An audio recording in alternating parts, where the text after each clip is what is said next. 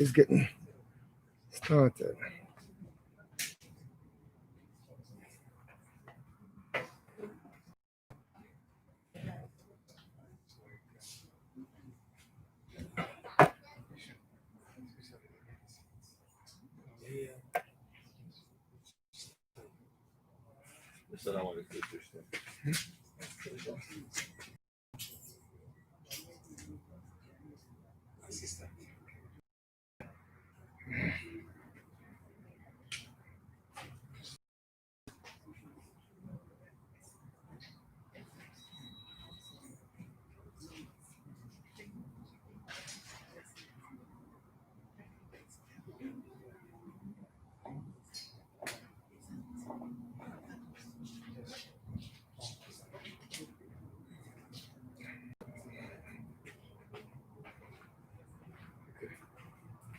Do it. Capital this S. I mean dollar sign. You see that? Okay. Then EA. Capital dollar sign. And then CC. Okay. Let's go to Facebook. You see Facebook there? This good. Okay.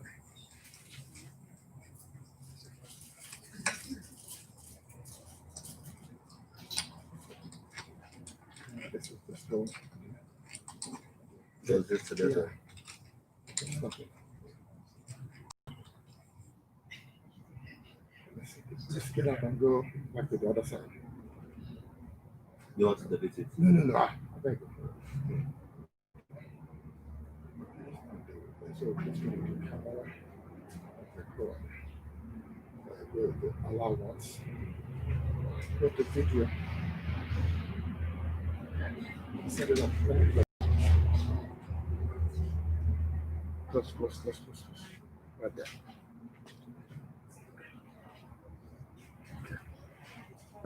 It's not recording yet. So you have to put that. I won't be able to see same for that. You will move it down.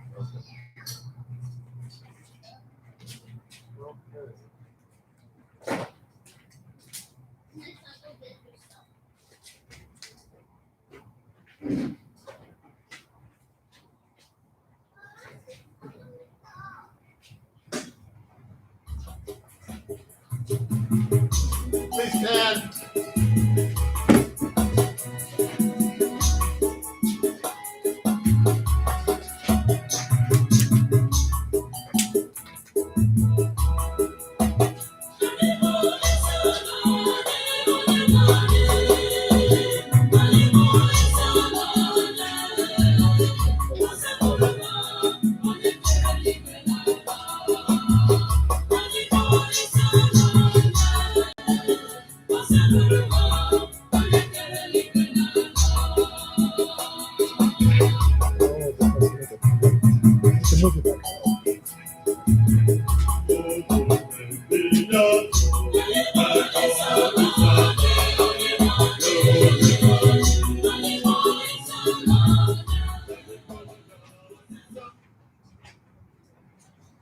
Mahama na nwa na mmụọ nsọ ka amara nke Onyenwe anyị Jesu Kristi n'ịhụnanya nke Chukwu Nna na mmekọrịta nke Chukwu Mmụọ Nsọ na-enye dịrị unu niile.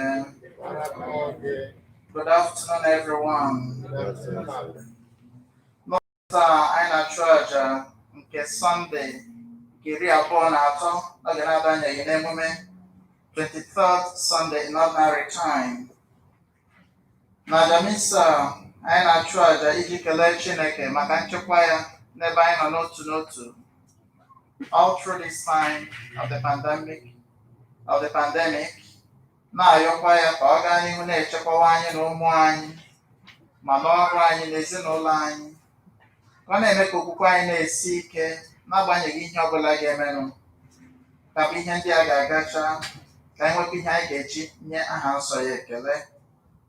Na masị ya kwa anyị na-ekpe ekpere ezumike mkpụrụ obi Emeka Ọnwụkwe.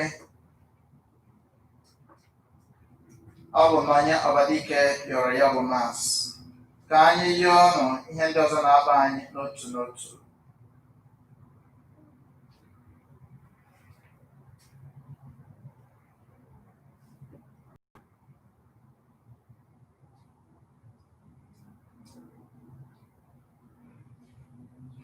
iji kwado onwe anyị nke ọma maka nnukwu eme nke Yukarịstịa nke a, ka anyị nyochaa na akọnuche anyị mee ebere maka njọ anyị.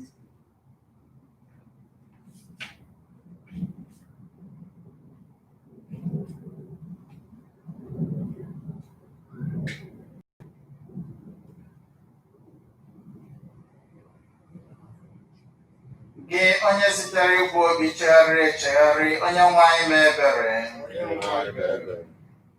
Gị onye bịara ịkpọ ndị ome njọ, Kristi mee ebere. Gị onye nọ n'aka nri Nna ịrịọtara anyị arịrịọ, onye nwe anyị mee ebere. Ka Chineke ji ike niile mere anyị ebere, gbaghara anyị njọ anyị, duru anyị na ndụ ebe ebe. Otuto dịrị Chineke n'elu kacha elu, n'ụwa udo dịrị ndị mmadụ ndị nwere obiọma. Anyị aja gị mma, anyị agọzie gị, anyị esekpụrụ gị, anyị etoo gị, anyị ekele gị n'ihi nnukwu ebube gị. Osekwuruwa Chukwu eze nke eluigwe, Chukwu nna ji ike niile, ndị nwere anyị Jesu Kristi, so otu nwa Chineke mụrụ, ndị nwanụ Chukwu, nwa atụrụ nke Chineke, nwa nke nna. Gị onye na-ekpochapụ njọ nke ụwa, mere anyị ebere. Gị onye na-ekpochapụ njọ nke ụwa, nara arịrịọ anyị. Gị onye nọ n'aka nri Nna, mere anyị ebere. N'ihi na sọ gị dị nsọ, sọ gị bụ dị nwanụ, sọ gị Jesu Kristi kachasị dị elu, gị na mmụọ nsọ dị ebube Chukwu Nna. Amen. Ka anyị rịọ arịrịọ. Chineke nna anyị, nzọpụta si n'aka gị abịara anyị. Ọ bụ gị họrọ anyị bịakwa mee anyị ụmụ gị n'ime Kristi. Were obiọma lekwasị anyị bụ ụmụ ịghọtara aghọta anya. Biko mee ka ndị niile kwere na Kristi nweta ezigbo inwere onwe ha, wee nwetakwa aṅụrị ebighị ebi site na adị nwere anyị Jesu Kristi nwa gị, onye gị na ya dị ndụ na-achị eze n'ịdịkọ n'otu nke mmụọ nsọ, otu Chukwu site n'ụwa tụ ụwa niile.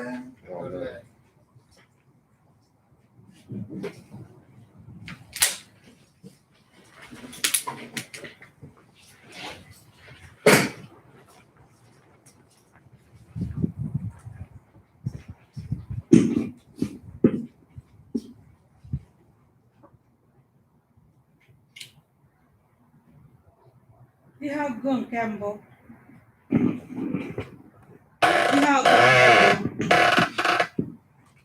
Ihe ọgụ enwetara n'akwụkwọ onye amụma Ezikiel. Okwu onye nwe anyị ruru m ntị. Nwa nke mmadụ, ekenyela m gị ọrụ ịbụ onye nche n'ụlọ Izrel. Mgbe ọbụla ị nụrụ ka m kwuru ihe ọbụla, dọọrọ m ha aka na ntị. Ọ bụrụ na m si onye ajọ omume na ọ ga-anwụrịrị, ịhapụ ịgwa onye ajọ omume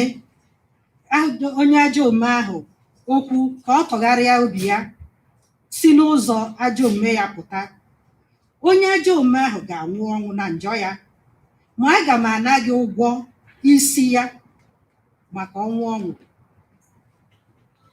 Ma ọ bụrụ na ị dọrọ onye ajọ omume ahụ aka na ntị, bịakwa gbaa mbọ tụgharị ya n'ụzọ ajọ omume ya, ma ya kachie ntị ji tụgharị n'ụzọ ajọ omume ya, ọ ga-anwụ na njọ ya, ma ịzọpụtala isi onwe gị. Okwu nke osebere ụwa. Abụ ọma. Ihe anyị ga-aza ha: ọ bụrụ na unu alụ ọnụ ya, unu emechikwala obi unu. Taa, ọ bụrụ na unu alụ ọnụ ya, unu emechikwala obi unu. Bịanụ ka anyị kwere onye nwe anyị ukwu aṅụrị, ka anyị too okwute nke nzọpụta anyị, ka anyị were inye ekele kpọrọ ya isi ala, bịakwa were obi aṅụrị bụọrọ ya abụ ọma azịza. Taa unu nụrụ ọnụ ya, unu agbochikwala obi unu. Bịanụ ka anyị sekpụrụ ya, bịakwa kpọrọ ya isi ala, ka anyị sekpụrụ anyị sekpuru n'ihu onye nwe anyị, onye kere anyị, n'ihi na ọ bụ Chineke anyị. Anyị bụkwa ndị ọ na-azụ ka atụrụ, bịakwa bụrụ igwe atụrụ ọ na-eduzi ụzọ azịza. Na-akpọchikwara obi unu. Ewo, ma ọ bụrụ na unu anụ olu ya taa, unu emeela ka obi unu sie ike dịka Meriba, dịka ụbọchị ahụ na Masa n'ime ọzara, ebe nna nna unu ha nọrọ nwaa m. Ha nwara m, ma ọ bụ eziokwu na ha ahụla ọrụ ebube m. Azịza: ọ bụrụ na unu anụ olu ya, unu akpọchikwala obi unu.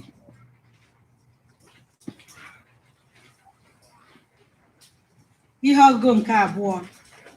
Ihe ọgụgụ e wetara n'akwụkwọ ozi Pọl dị asọ degara ndị Rom. Ejila onye ọbụla ụgwọ ọbụla, nke na-abụghị ụgwọ ahụ onye ọbụla ji ibe ya. Ụgwọ mmadụ ịbụ ịhụ ibe ya n'anya, n'ihi na onye hụrụ mmadụ ibe ya n'anya edebezuola iwu. Ihe niile e nyere n'iwu: akwala iko, egbula ọchụ, ezula ohi, enwela anya ukwu, na iwu ndị ọzọ niile kwekọtara isi n'iwu a: hụ mmadụ ibe gị n'anya otu isi hụ onwe gị n'anya. Onye hụrụ mmadụ ibe ya n'anya adịghị eme ya ihe ọjọọ. Ihe ọ pụtara bụ na ịhụnanya bụ imezu iwu.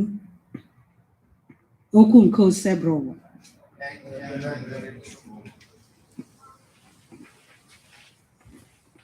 Aleluya, aleluya.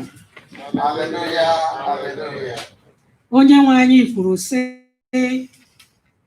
atụrụ m na-ege m ntị, ama m ha na-esokwa m. Aleluya.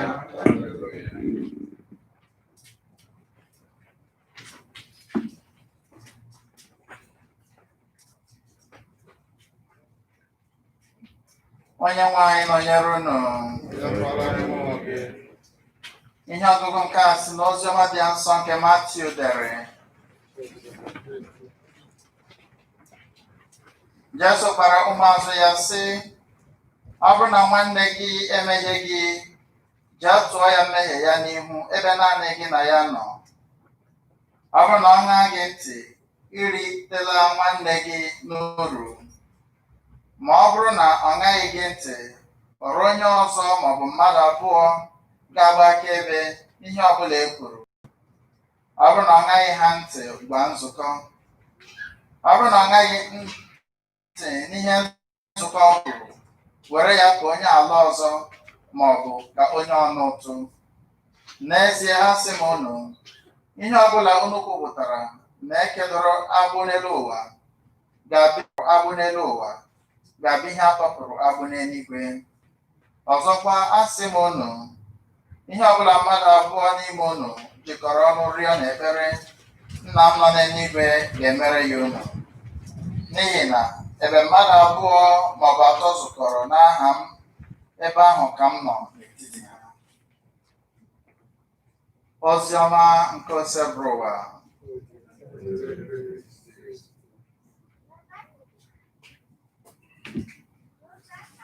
Ọtụtụ dịrị Yesu.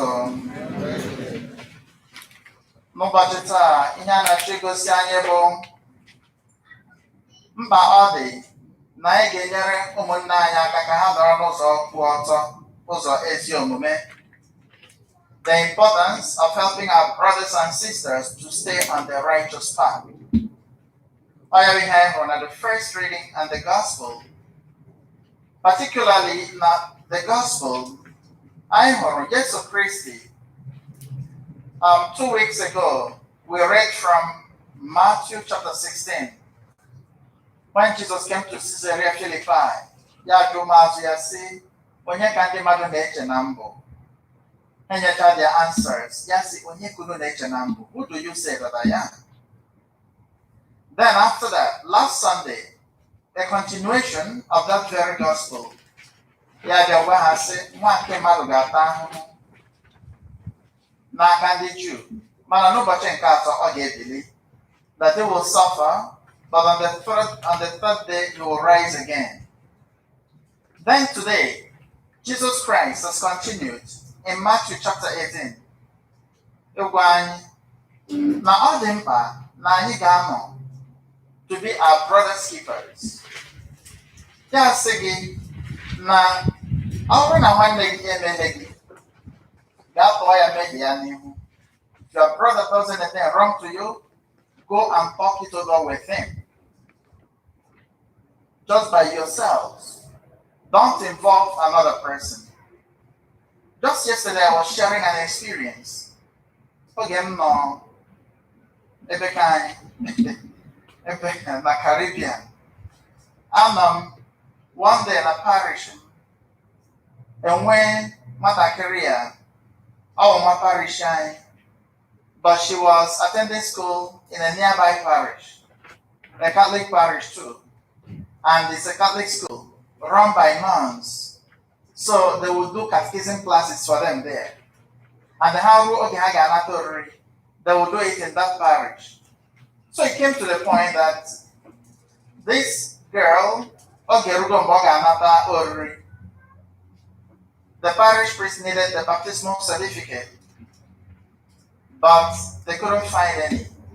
And there in the island, and they went a little slip, just a little form that the priest must fill after baptizing a child, which is given to the parents to keep in case anything happens to the baptismal certificate, as a proof that this child was validly baptized.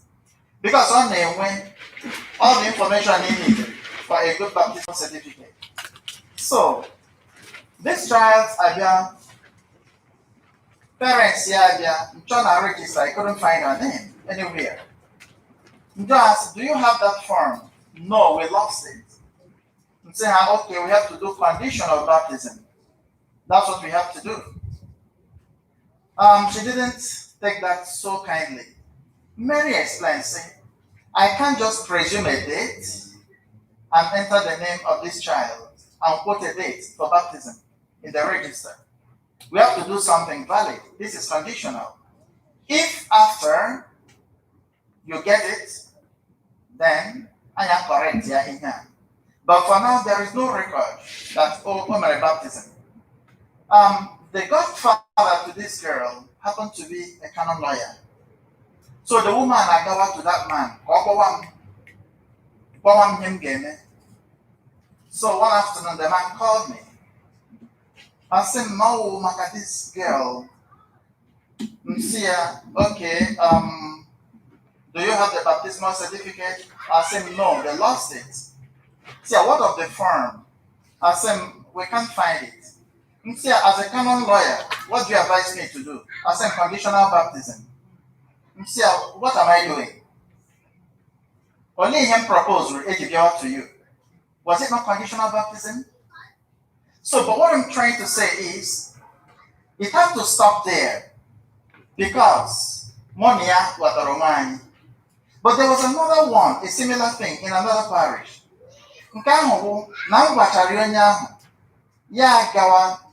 Another person.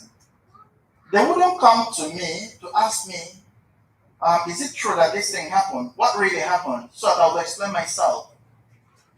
But they went. I got to go to Farakidi, she was a wicked man. I'm making things difficult. While in fact, I was doing something to help that child. And before you could know it, that news went on and on in the parish. I became the bad one for trying to do the right thing. So you see, these two situations will show you why Jesus Christ, you see, talk it over with that person. The aim is to help the community to continue to grow.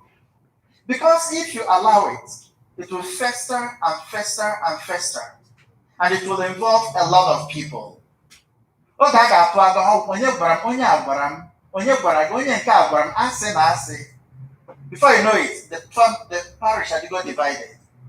So it takes maturity whenever this kind of thing happens to see how to control it.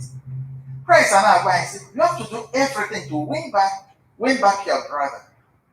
Ịkpọ ya one-on-one, don't allow another person to come into it. Agwa gị ihe about somebody, talk to that person. Anụrụ m ihe about you, is it true? The person, when he explains to you, you may understand better. That has happened to me many times. I say, okay, so okay, look at what happened. Oh, you see, because in how we here presented. And that's the way it goes. Because so many people would like to present their own side of the story. They won't present the objective thing that you have given to them.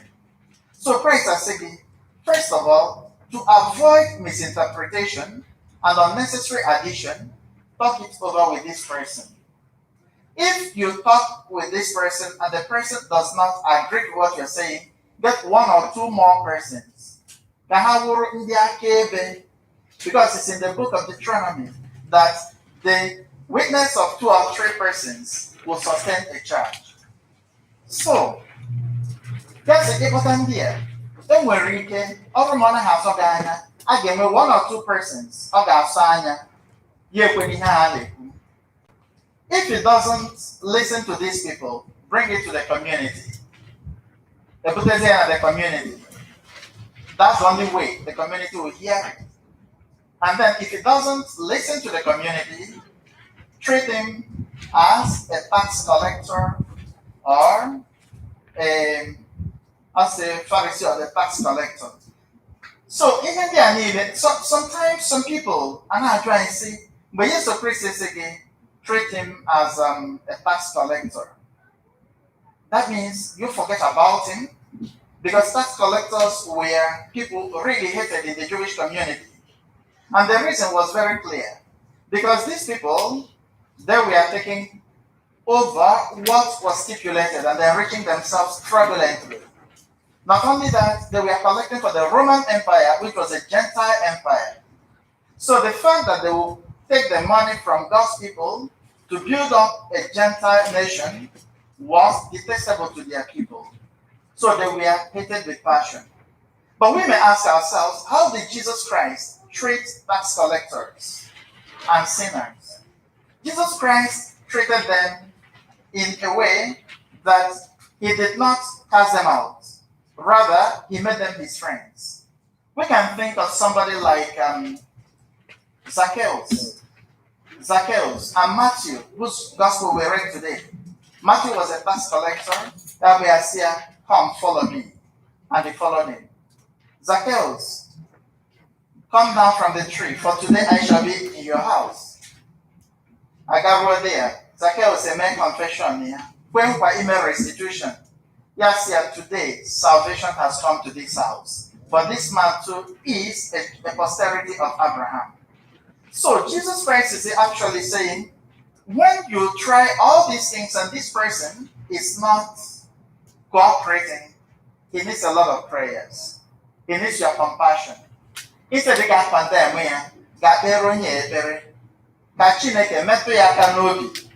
to see reason in what is being said. So you see that in every way, Jesus Christ wants us to protect one another and help one another stay on the righteous path. A way to do this is also through preaching. That's why in the gospel today, and the first reading today, from Ezekiel 33, and now I see, Chukwu gwara Ezekiel si, emere m gị a watchman onye nche n'ebe ndị Israel nọ. Ọ bụrụ na m enye gị okwu ka ị gwa onye omenjọ si ya ị ga-anwụ, gị ga-chenjie ya, ị gwaghị ya, onye ahụ nwụọ, njọ ya nọ n'isi gị. Mana ọ bụrụ na ị gwa ya, ya gaa n'ihu na-eme ihe ọjọọ na-eme, ị bụrụla isi gị, mana onye ahụ ihe ọlụ metere nọzi n'isi ya.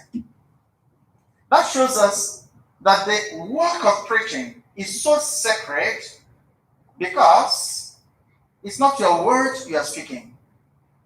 If God puts something in your heart to tell the people, You must proclaim it. And that's why Paul would just say, woe to me if I do not preach the gospel. That was why Paul would just say, Timothy, us here, preach the gospel in season and out of season. Accepted or rejected, insist on it. Accepted or rejected, insist on it. Why? Because it's not your word. Right from the Old Testament, all the prophecies, thus says the Lord. At the end of each prophecy, it is the Lord who speaks. We never heard, thus says Isaiah or Ezekiel or Jeremiah. It is Jeremiah who speaks. It is always, it is the Lord who speaks. This means that the one preaching is only a mouthpiece of the Lord. And that's why he must be listened to.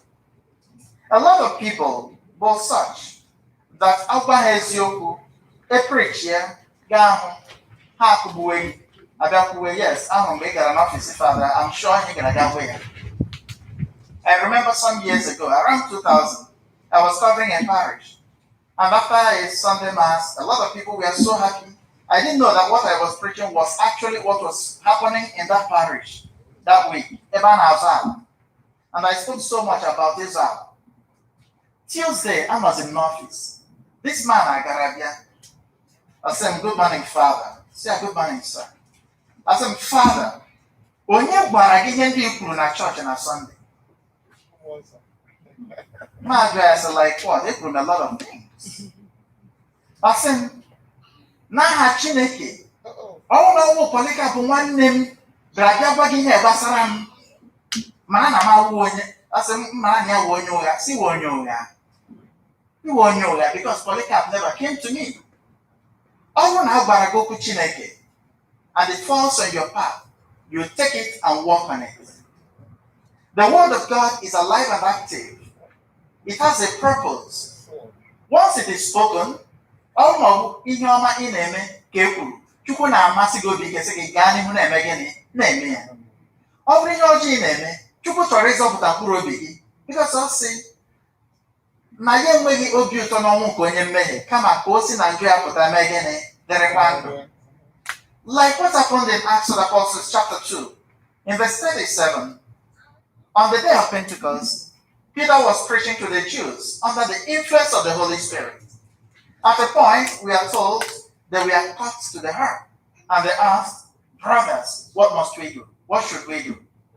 I say, unu ga-ekwere na di nwana anyị Jesu Kristi dịka onye nwe unu na onye nzọpụta unu maka mgbaghara nke njọ unu. Ha ekwere na Jesu, eme ha mmiri Chukwu, and they were saved. That's the purpose of the word of God.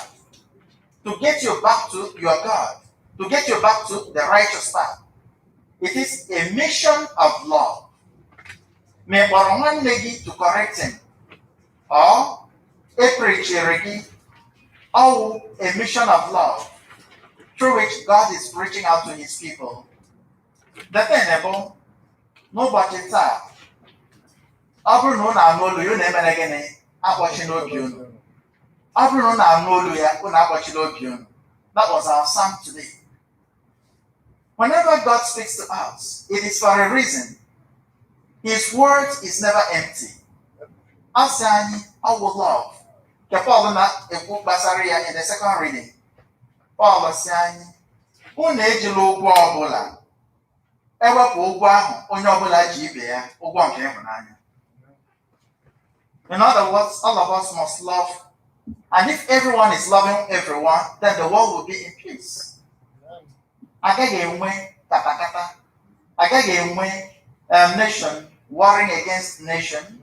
Again, with this feeling of superiority and inferiority that is all in the world today. Again, when you guys say, Otum se berechim, the superior to Kunu, Sage Wunebu, Unwe inferior. Because everyone loves everyone and everyone respects everyone. So Paul is saying, na iwuni ile enyere na abochie. They summed up in the word, in the one that says, love your neighbor as yourself.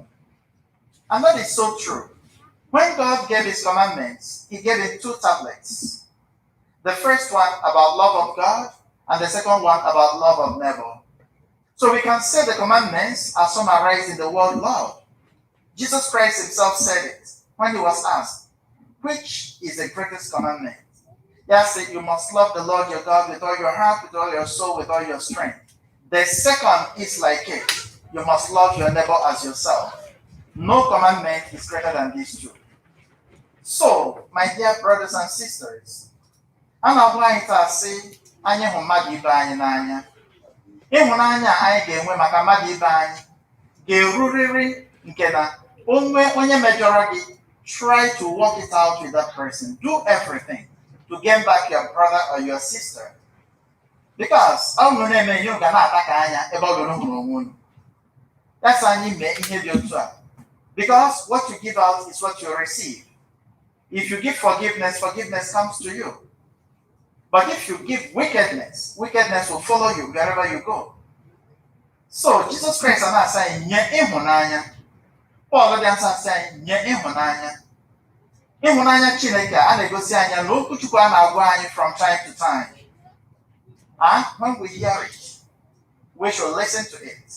We should try to live it out in our lives. Only in this way shall our lives be pleasing to the Lord. And at the end, we'll see him face to face in the kingdom through Christ our Lord. Amen.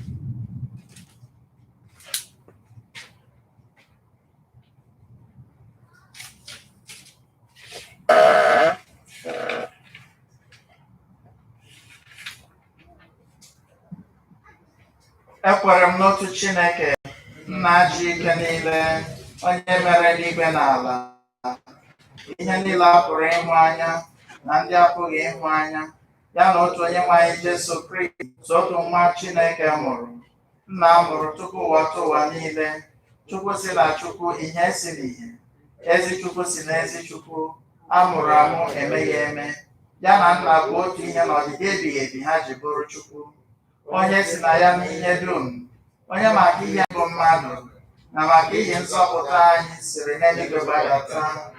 O were ahụ na Virgin Maria site na mmụọ nsọ ọ bụrụ mmadụ, akpọgbuo ya n'obe n'ihi anyị n'oge ọchịchị Pontius Pilate, ọta ahụhụ, nwụọ, elie ya, ma o bilitere n'ụbọchị nke atọ ka akwụkwọ nsọ si kwuo, ọ rọgoro n'eluigwe nọrọ n'aka nri Nna, ma ọ ga-abịaghachi ọzọ n'ebube ya ikpe ndị dị ndụ na ndị nwụrụ anwụ ikpe, onye ọchịchị ya na-enweghị njedebe. Ekwere m na mmụọ nsọ dị nwanụ ụlọ onye na-enye ndụ, onye si na nna na nwa pụta, onye a na-esekpụrụ na-etokọdo ya na nna na nwa, onye si na ndị amụma kwuo okwu. Ekwere m na nzukọ nke dị otu, dị nsọ, bụrụ Katọlik na Apọstọlik. Ekwupụta m otu mmiri Chukwu maka mgbaghara njọ ga. Ana m atụ anya mbilite n'ọnwụ ndị nwụrụ anwụ na ndụ ụwa ga-abịanụ. Amen. Ụmụnne m na Kristi, Chineke bụ ịhụnanya. O gosiri anyị ịhụnanya ahụ mgbe o zitere so otu nwa ya Jesu Kristi ka ọ bịa nwụọ ọnwụ n'elu obe maka ihi anyị.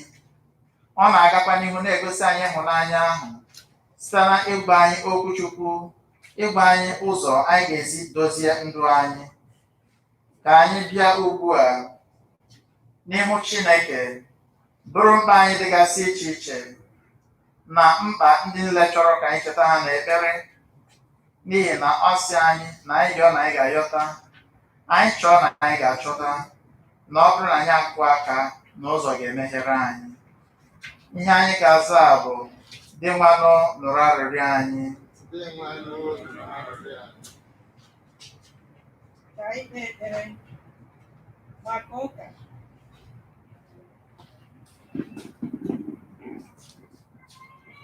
Ka anyị kpee ekpere maka ụka, ka anyị nwee ike ị na-enyere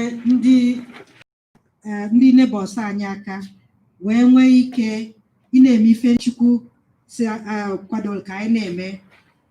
Anyị ayọ gị biko nwe anyị. Ka anyị kpere maka ndị niile na-achị n'ụwa niile, ka ha wee nwee ike na-eto na amamihe, na-achọ udo, na ụzọ a ga-esi wee na-edozi ife ọbụla nghọtachi ọbụla enwelụ wee nwee ike na-edu anyị nwa ndị fa na-achị. Anyị ayọ gị biko dị nwere anyị ka anyị kpee ekpere maka ndị niile enyere ike ka fa na-edebe iwu n'obodo ọbụla, ka ha nwee ike ị na-asọpụrụ na-alụkwa ọrụ enyelufa nke bụ idebe iwu na ikpe nkwụmọtọ. Anyị ayọ gị biko dị nwere anyị ka anyị kpekwazi ekpere maka ndị niile na-alụ ọrụ ka ha nwee ike ị na-anata nwere ụgwọ ọrụ fa nke ya ezuru ha, maka ndị na-enweghị ọrụ na ndị ego na-akwụfa anaghị ezuru fa, ka Chukwu mee ebere ka fa enwe na obi nkolopụ. Anyị arịọ gị biko dị nwere anyị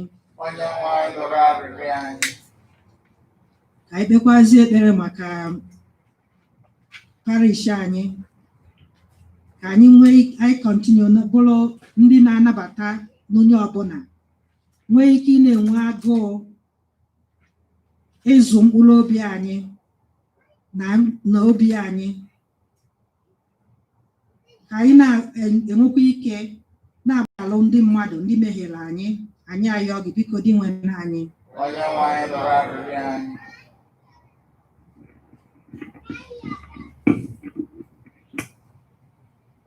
ka anyị tinyesi ihe ndị ọzọ na-akpa anyị n'otu n'otu n'ala obi anyị ugbu a.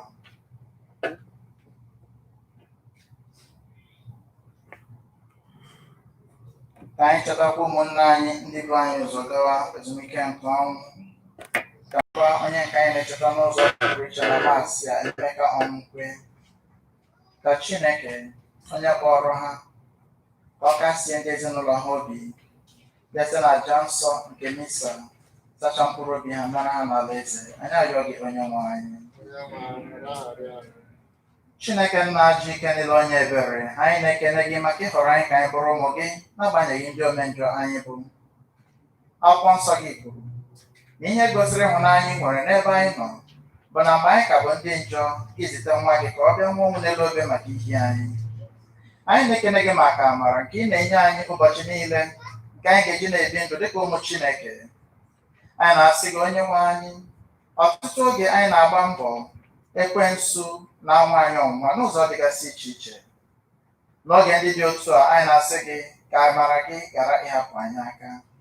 Dị nwa nọnyere anyị n'ụtụtụ na ehihie, nọnyere anyị mgbe anyị na-apụ apụ na mgbe anyị na-alọ alọ, mgbe anyị nọ n'ụlọ anyị, n'ihe niile site n'odudu nke mmụọ nsọ gị, mee ka anyị na-anọgidesi ike n'uche nke gị. Onye nwe anyị, nara onyinye ihe ayịyọ ndị a anyị yọrọ gị n'ụbọchị taa, ma ndị nke anyị kwupụtara ma ndị nke dị anyị n'obi, na nke ụmụnna anyị ndị yọrọ ka anyị cheta ha n'ekpere. Cheta ezinụlọ anyị dịgasị iche iche, ịmara mkpa anyị kara ka anyị si mara. Anyị na-asị gị ka imezuoro anyị dịka mkpa anyị si dị, maka na anyị na-arịọ site n'aha Jisọs Kraịst onye nwe anyị.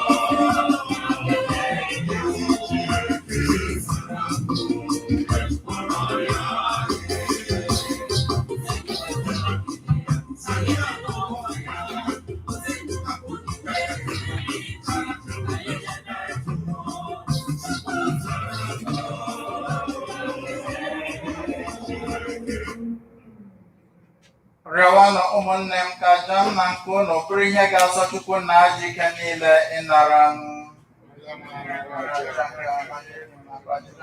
Nke aha ya akwadịma nke anyị na O Chineke, onye ntọala ndị ji obi ọcha na udo efe gị, site n'oke anyị gị bịaruo n'ihu ebube eze gị, ka o wetara anyị ikwudosi ike na ịdị n'otu site na Kristi Onyenwe anyị.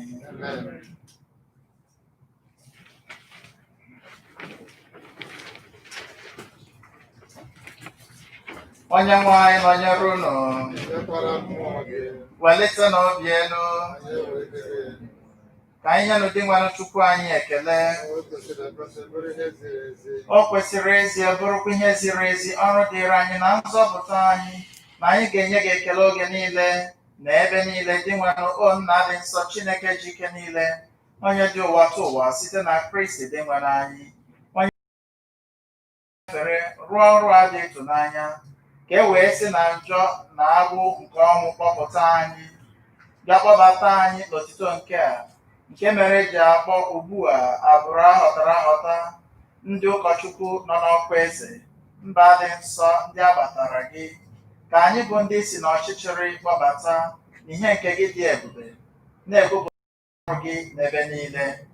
N'ihi nke a, anyị na-eso ndị mmụọ ọma na ndị isi mmụọ ọma, ha na ugwu eze na ike ọchịchị nakwa igwe ndị agha niile nke eluigwe, na-ekwukwa otito gị akwụsịghị akwụsị, na-asị: nsọ nsọ nsọ nsọ Chineke nke igwe,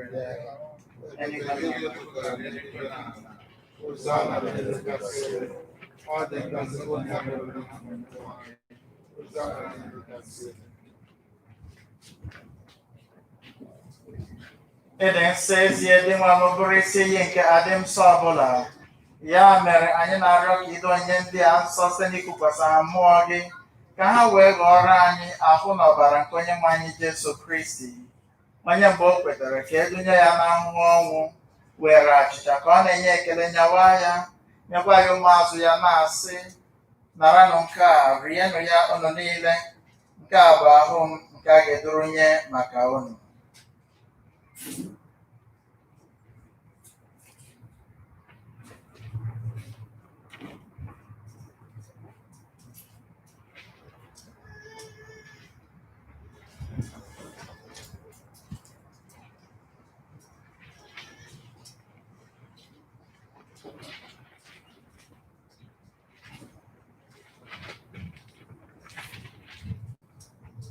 Otu akwa ka o si mee mgbe e richara nri anyasị, o buru iko nsọ ka ọ na-enyekwa ekele, bunye ya ụmụazụ ya, na-asị: naranụ nke a, ṅụọnụ ya unu niile, nke a bụ iko nsọ nke ọbara m, nke ọgbụgba ndụ ọhụrụ dị ebighị ebi, a ga-agba n'ihi unu na n'ihi imerime mmadụ, ka e wee gbaghara njọ ga. Na-emenụ nke a na ncheta nke m.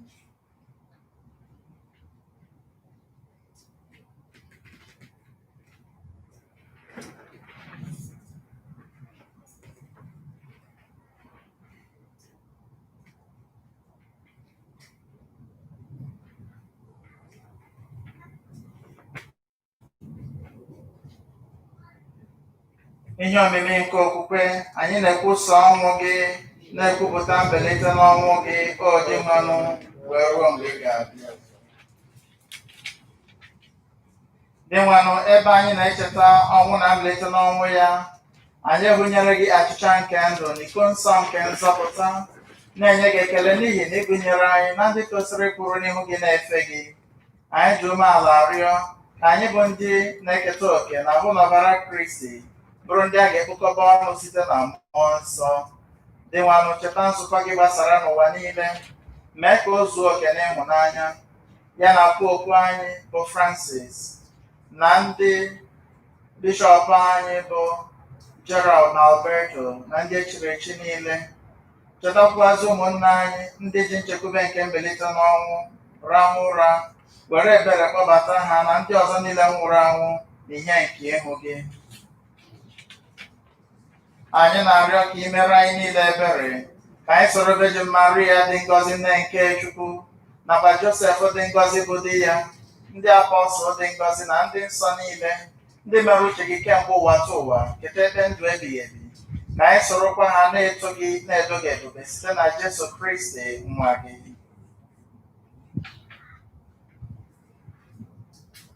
Site na ya bụ Kristi na n'isonye ya nakwa n'ime ya na n'ịdịkọ n'otu nke mmụọ nsọ, ka nsọpụrụ na otuto niile si adịrị gị Chukwu nna ji ike niile site n'ụwa ta ụwa niile.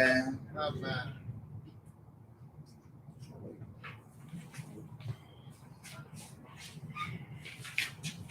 Ebe e nyerela anyị iwu na-enye ndụ, anyị abịakwa bụrụ ndị eji nkụzi nke Chineke wee zụọ, ka anyị were nụ nkam obi kpee.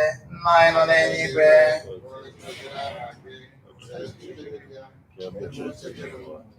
eseme ya n'eluigwe, nye anyị tata nri nke ụbọchị anyị, gbaghara anyị mmehie anyị ga dịka anyị si gbaghara ndị mehiere anyị, ekwekwala ka anyị kpee na mmehie,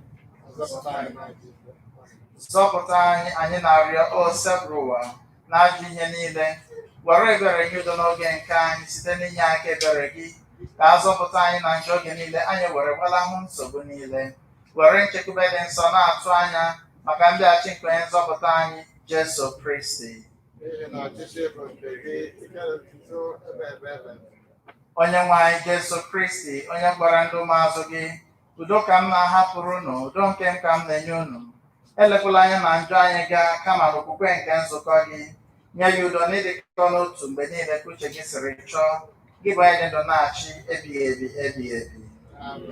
Ka udo nke osebụrụ ụwa dịrị unu mgbe niile.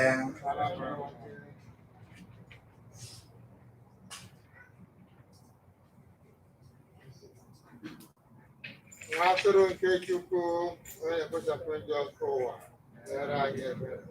Nwa atụrụ nke Chukwu, onye na-ekpochapụ njọ nke ụwa, nyere anyị ebere.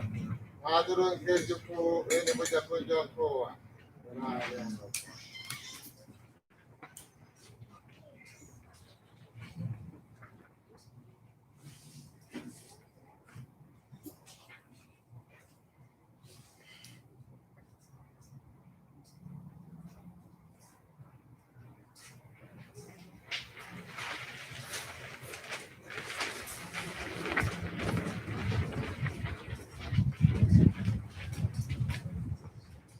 Lee nwa atụrụ nke Chukwu, lee onye na-ekpochapụ njọ nke ụwa. Ha dị ngọzi bụ ndị a kpọrọ n'oriri nke nwa atụrụ Chineke.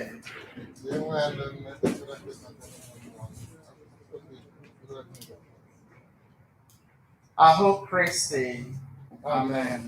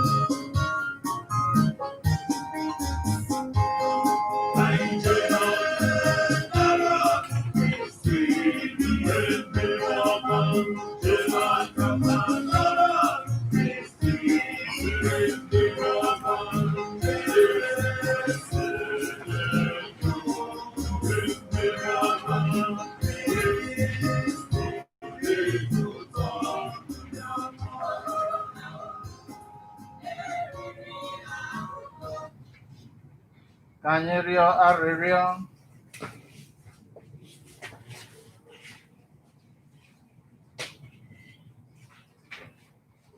Onyenwe anyị, okwu gị na oriri nsọ gị na-enye ndị kwere na gị nri, na-enyekwa ha ndụ.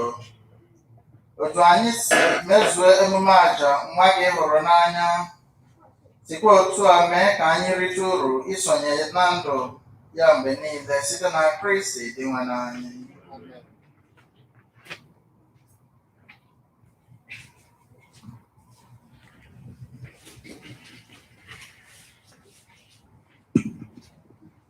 Otito dịrịnụ Jesu. Nke a bụ amụma ọkwa nke izu a.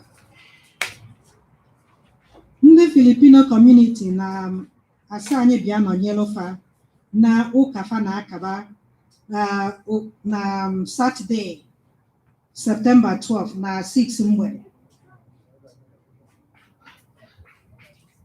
Nke ọzọkwa, ọ sị gị, are you or anyone you know interested in exploring the Catholic Church as your church home? Have you been sitting in the pew next to your Catholic spouse for years, wondering what you have to do to become a Catholic? Statistics show that most people respond to a personal invitation. So this is that personal invitation and a challenge to all of you who might know someone who fits the categories above. Invite that person. RCIA formation sessions will begin virtual meetings on October 7th at 7 p.m. Please contact the RCIA coordinators for details or call the office. We're here to help.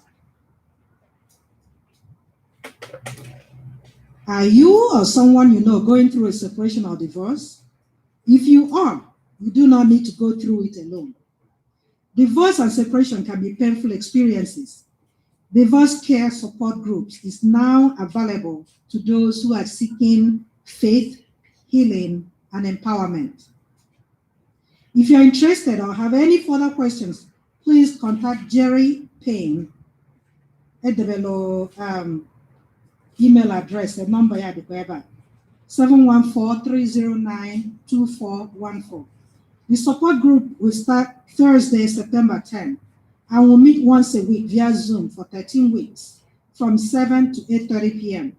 A donation of $20 covers the registration and workbook. Please consider passing this information to any friends or family members that are going through a divorce or separation and feel in need of support.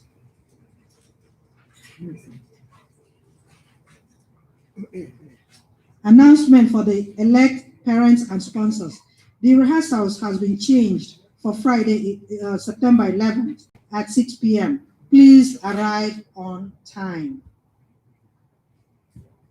Otito dịrịnụ Jesu. Achọrọ m iji ohere a kelee unu niile ndị gbalịrị bịa na maasị a. You can see how hot it is.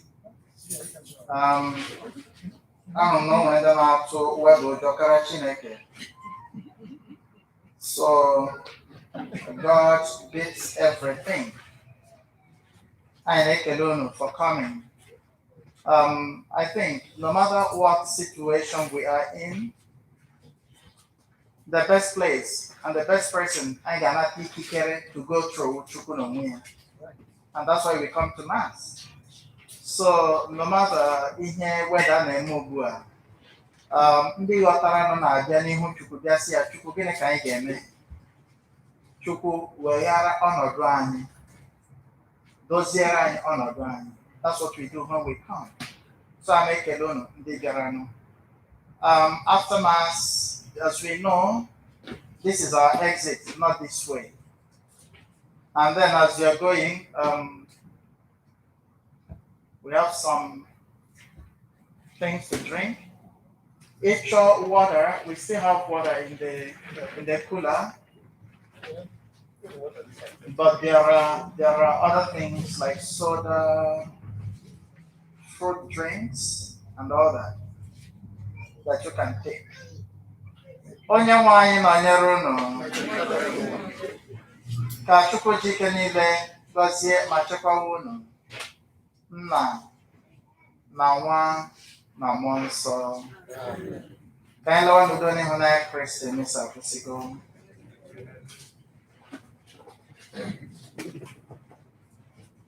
And happy holiday, everyone.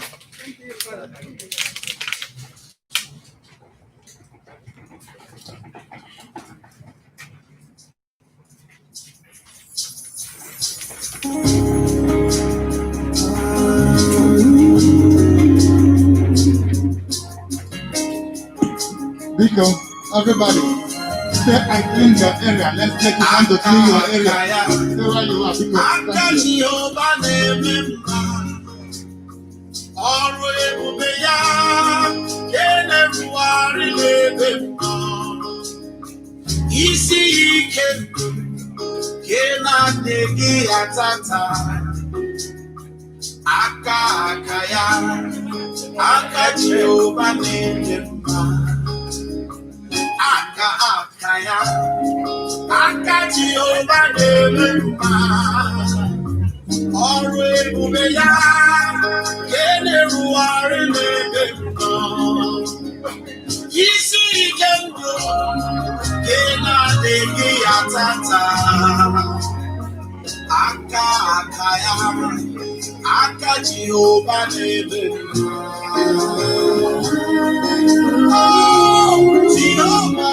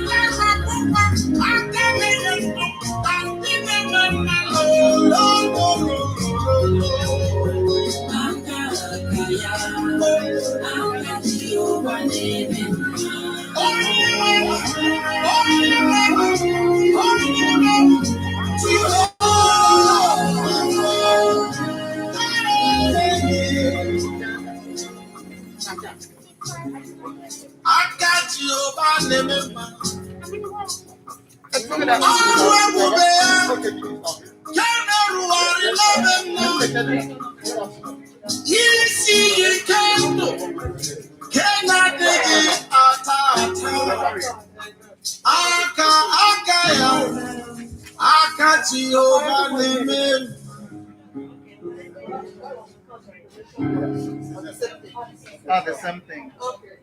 So, open to you saying? Okay, so let's open. Let's try to put it down again.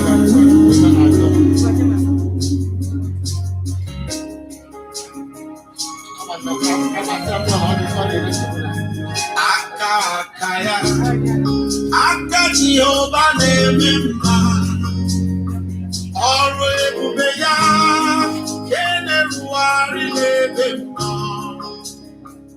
isi ike nke na-atata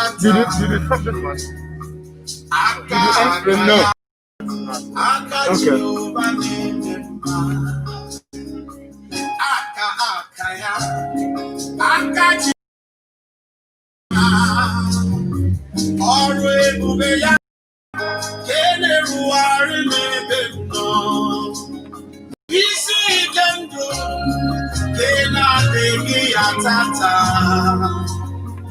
aka ya aka Jehova na-eme mma Jehova